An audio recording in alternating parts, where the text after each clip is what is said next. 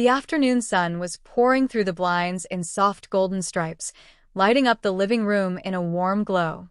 I had just finished lunch and was feeling that lazy weekend comfort that comes only when you know you have the rest of the day to yourself. For weeks, I had been waiting to try out a special little gadget I had ordered online, a retro-inspired puzzle cube that promised hours of entertainment and brain-teasing fun. It wasn't just a toy to me. It was something nostalgic, something that reminded me of being a kid again, sitting on the carpet in my parents' house and trying to figure out the mysteries of toys that were much harder than they looked. My name is Rebecca, though most of my friends call me Becca.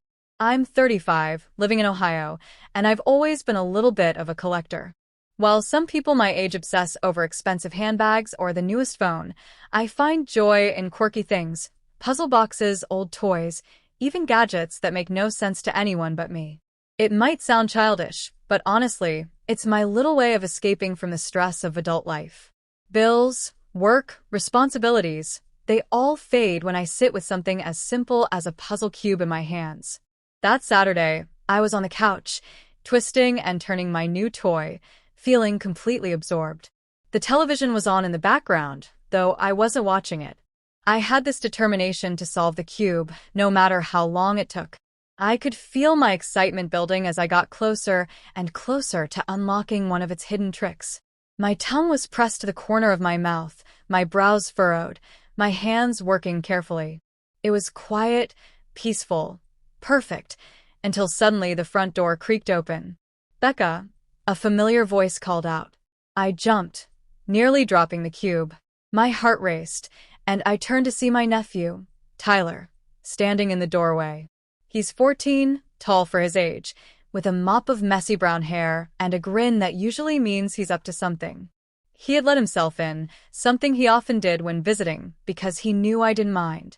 But still, the suddenness of it startled me.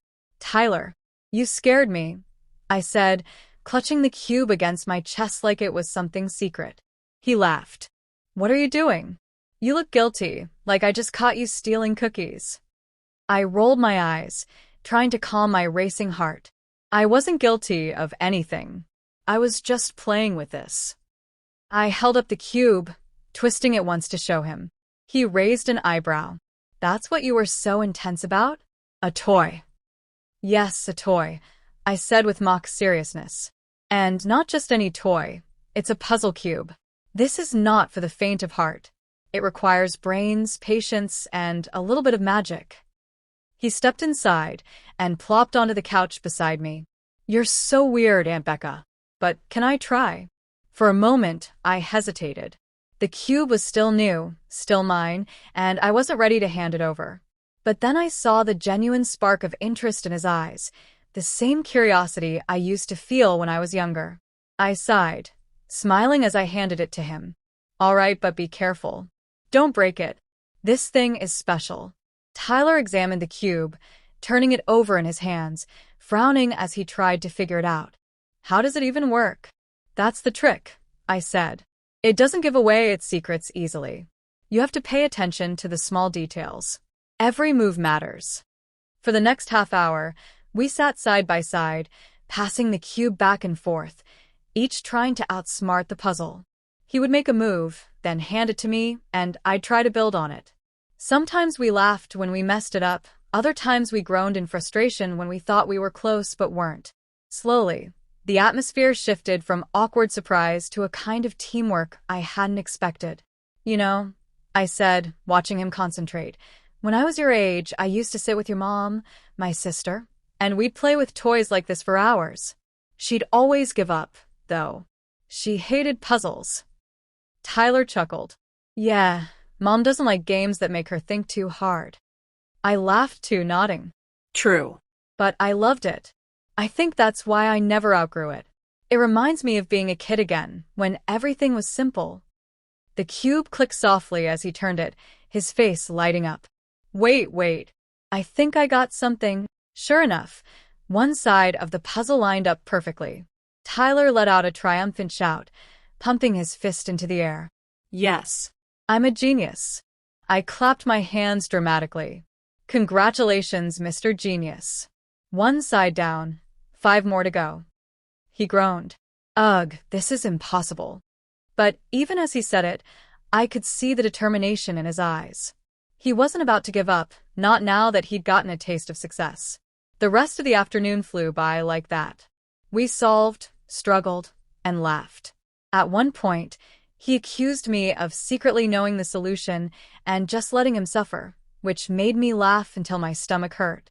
There was something so refreshing about it. No phones, no distractions, just two people bonding over a silly toy. When the sun started setting, the living room filled with a warm orange glow. Tyler leaned back against the couch, cube in his lap, sighing. This was actually kind of fun. Way better than video games. I smiled, feeling a little swell of pride. See? Toys aren't just for kids. Sometimes, the simplest things bring the most joy. He nodded, then looked at me seriously. Thanks, Aunt Becca. I didn't think I'd like this, but I did. Maybe next time we can try another one. My heart softened at that. Tyler was growing up so fast, sometimes too fast, and moments like this, moments where he slowed down, where we connected, were rare. I reached over, ruffling his hair. You got it, kiddo. Next time, I'll bring out the really tough puzzles. Then we'll see who's the real genius. He grinned, already excited. Bring it on. That night, after he left, I sat alone with the puzzle cube in my hands. It wasn't solved yet, but it didn't matter. What mattered was the laughter, the teamwork, and the unexpected bond that had formed from something so small. I realized then that toys aren't just objects, they're bridges. Bridges to our childhood, to each other, to the parts of life we sometimes forget in the rush of growing older. And I knew one thing for sure. The next time my nephew walked in suddenly, I wouldn't be startled. I'd be ready, toy in hand, waiting for the fun to begin again.